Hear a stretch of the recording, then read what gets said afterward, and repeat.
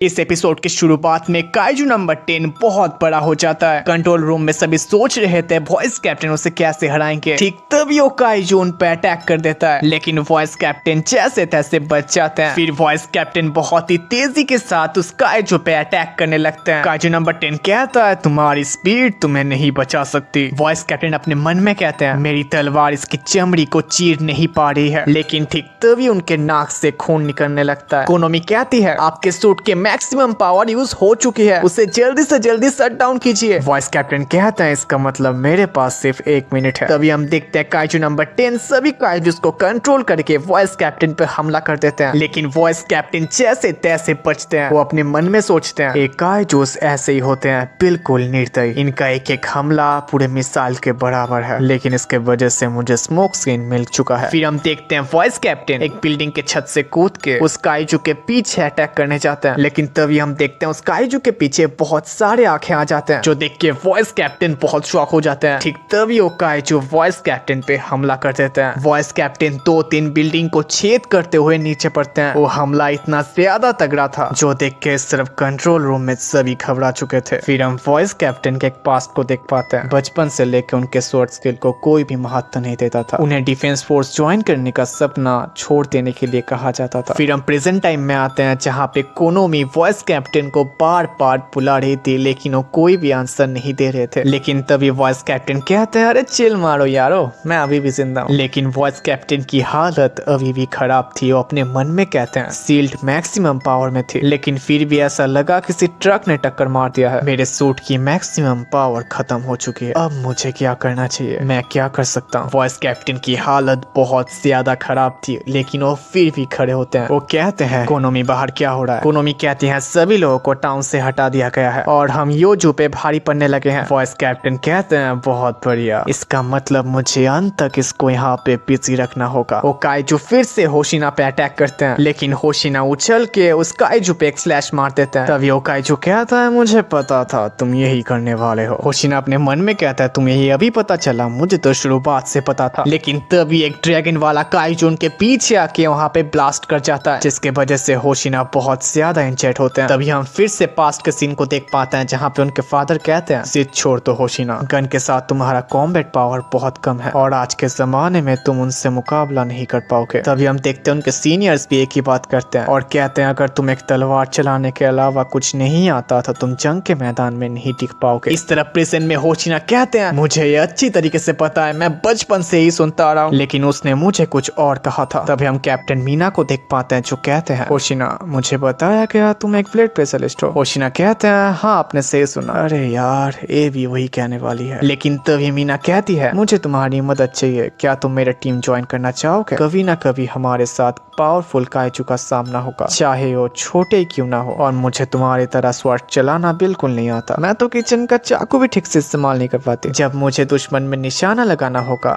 तब तुम मेरी मदद करोगे। फिर हम प्रेजेंट में आते हैं, जहाँ पे होशिना कहते हैं उन्होंने मुझ पे जिम्मेदारी दी है, इसलिए मैं मरते दम तक बेस की रक्षा करूंगा। उसके बाद होशिना लगातार अटैक करने लगते हैं, लेकिन तभी अचानक वो काइजू वॉइस कैप्टन को पकड़ लेते हैं। इस तरफ काफका भी आ चुका था। काफका कहता है अब दूसरा रास्ता नहीं है। इस तरफ इचिकावा सुन के कहता है अगर वो वहाँ पे ट्रांसफॉर्म हो गए तो बचने का कोई भी रास्ता नहीं। काफका सर ट्रांसफॉर्म मत होना। लेकिन काफका अपने मन में कहता है मुझे माफ कर देना इचिकावा। फिर काफका ट्रांसफॉर्म होने लगता है, लेकिन तभी अचानक हम रेडियो में मीना की आवाज सुन पाते हैं, जो कहते हैं दोस्तों बहुत ही बढ़िया काम किया। ठीक तभी होशिना कहता है अरे काइजू तेरे तो अब इल लगने वाले हैं। और हम तभी कैप्टन मीना को देख पाते हैं, जो एक खतरनाक शॉट मारते हैं, जिसके वजह से उसका हाथ कट जाता है। लेकिन तभी हम देखते हैं फिर से रीजेनरेट हो जाता है। इस तरफ होशिना कहते हैं लगता है काम इतना भी आसान नहीं होगा, इससे मुझे एक और बार मजा चखाना ही होगा। Unlist combat power 63%। इसके पैरों पे हमला करना होगा जिससे इसका हिलना रुक जाए। फिर होशिना उसके पैरों में अटैक करने लगता है, लेकिन वो काइजू फिर से रीजेनरेट हो रहा था। होशिना अपने मन में कहते हैं मेरा पावर लेवल बहुत लो है, अब मैं क्या करूं। लेकिन तभी साइड से शिनोमी आ जाती है, जो अपने कुल्हाड़ी से अटैक करती है, लेकिन उसका कोई भी फायदा नहीं होता। तभी वॉइस कैप्टन कहते हैं मैं पहले हमला करूंगा, उसके बाद तुम सेम जगह पे अटैक करना। और हम देखते हैं दोनों ऐसा ही करते हैं, जो काम करता है। लेकिन तभी हमें पता चलता है शिनोमी भी अपने लिमिट में आ चुकी थी। लेकिन तभी हम देखते हैं मीना उसके पीछे एक शॉट मारती है, है जिसके वजह से उसका कोर एक्सपोज हो जाता है। तभी हम देखते हैं एक और काइजू मीना पे अटैक करने वाली होती है, लेकिन तभी हम देखते हैं 3rd डिवीजन के सभी सोल्जर्स वहाँ पे आ चुके थे। इस तरफ होशिना अपने फुल पोटेंशियल के साथ अटैक करे जा रहे थे, लेकिन फ्लैश मारते मारते वो अचानक उस काइजू के मुंह के सामने आ जाते हैं और वो काइजू बस उसे खाने ही वाला होता है। तुम्हें वॉइस कैप्टन बनाने का मेरा फैसला बिल्कुल सही था। होशिना कहता है तुमने बहुत ही गलत लोगों से पंगा ले लिया, बस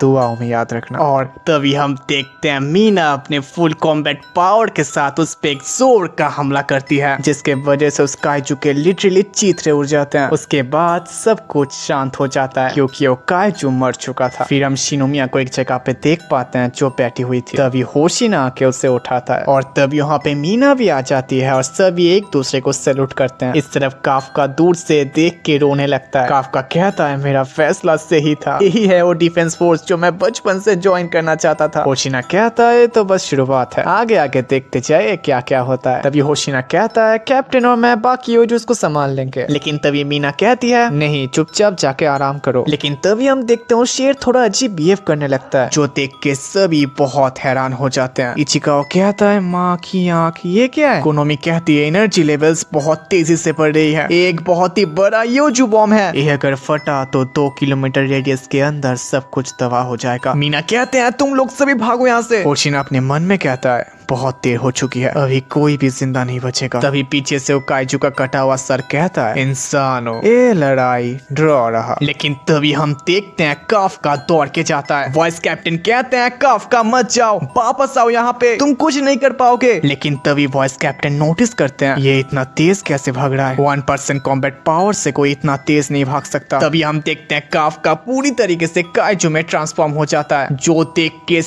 सभी बहुत हैरान हो चुके थे। तभी कोनोमी कहती है बेस में एक बहुत ही बड़ा काइजू है जिसका फोर्टिट्यूड लेवल 9.8 है। इस तरफ होशिना अपने मन में कहता है मुझे पता था इसके साथ कुछ ना कुछ गड़बड़ है, लेकिन वो मुझे पसंद आने लगा था और मैंने उसके काइजू होने का संभावना को नजरअंदाज कर दिया। फिर काफका सभी को याद करने लगता है और कहता है वॉइस कैप्टन शिनोमिया इचिकावा मुझे माफ कर देना। काफका कहता है हर किसी ने मेरे लिए जान दांव पे लगाई, मैं एक नाकारा इंसान नहीं हूँ, मैं भी डिफेंस फोर्स का हिस्सा हूँ और मैं 3rd डिवीजन का ऑफिसर हूँ। फिर काफका उड़ के जाता है और उस बॉम्ब को लेके और दूर ऊपर ले जाने लगता है। फिर हम देखते हैं काफका नीचे गिर जाता है। मीना कहती है सभी अपने पावर को मैक्सिमम रख के नीचे लेट जाओ। फिर हम देखते हैं वहाँ पे एक बहुत बड़ा धमाका होता है। फिर हम काफका को देख पाते हैं जो अपने मन में कहता है मेरा काम हो चुका है, लेकिन इस तरीके के स्टंट्स करने की मेरी उम्र नहीं रही। लेकिन तभी वहाँ पे मीना आ जाती है और कहती है काफका हिबिनो या फिर काइजू नंबर 8 तुम्हें हिरासत पे लिया जाता है। और इसी के साथ एपिसोड